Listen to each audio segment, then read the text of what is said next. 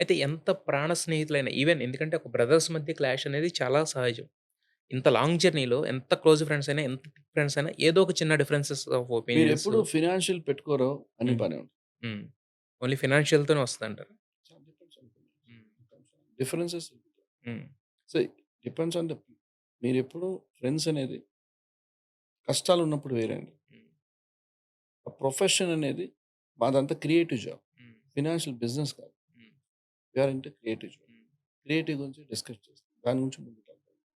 అదే సార్. నేనంటాం. But, but depends on అండి. హ్మ్. అందరూ అట్లా బెస్ట్ ఫ్రెండ్స్ ఇప్పుడు నేను సినిమాలో ఉన్నాను కాబట్టి మీరు నన్ను ఐడెంటిఫై చేసి, నన్ను కళ్యాణ్ గారిని చూసి మీరు బెస్ట్ ఫ్రెండ్. హ్మ్. బట్ ఇట్లా చాలా మంది ఉంటారు. మనకి తెలీదు. దే అవునవును. Are not in the limelight. హ్మ్.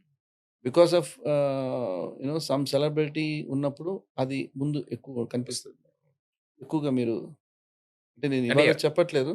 నాకు నేను ఒక 10 సంవత్సరాలకి ఇంటర్వ్యూలో ఇదే సార్ గురించి చెప్పని రోజు లేదు. అదే. ఆ రోజు నుంచి ఈ రోజుకి పెద్ద తేడా ఉండదు. తేడా ఉంటది. ఒకటే ఉంటుంది నాకు.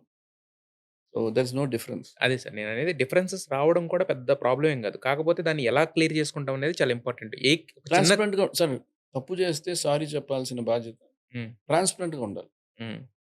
ట్రాన్స్‌పరెంట్. హ్మ్. నిలబడాలి. హ్మ్. అది చాలా హ్మ్. అందరూ తప్పు చేయరని కాదు. తప్పు చేస్తే కూడా మనం చూసి వాళ్ళని మన ఫ్రెండ్ కావాలనుకుంటే అతను మనం మిస్ చేయకూడదంటే ఆయన తప్పుని మెల్లిగా చెప్పి మళ్ళీ అతన్ని తీసుకోవాలి. హ్మ్. దగ్గర తీసుకోవాలి. హ్మ్.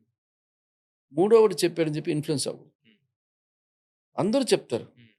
ఆ ఇన్‌ఫ్లూయెన్స్ అవ్వదు. హ్మ్. ఫ్రెండ్‌షిప్ మీరు కాపాడుకోలేరండి. అది అది ఫ్రెండ్‌షిప్‌గానే ఉండాలి. ఇప్పుడు నేను ఫ్రెండ్‌షిప్ కాపాడుకోని ఇప్పుడు మీతో నేను ఫ్రెండ్‌షిప్ కాపాడాలని మీకు మంచిగా మాట్లాడి, మీ కార్ డోర్ ఓపెన్ చేయడం అది కాదు. హ్మ్. అది నేచురల్‌గా జరగాలి. హ్మ్. ప్లానింగ్ చేస్తే మళ్ళిపోతుంది. మధ్య ఎప్పుడు రాలేదా అలాంటి ఒక ఇన్సిడెంట్ క్లాష్ ఒచ్చి దాన్ని క్లియర్ చేసుకునే ఇన్సిడెంట్లు ఎప్పుడు రాలేదా సార్? కొన్నిన్ని ఫ్లో ఉంటది. అంతే. అంతే.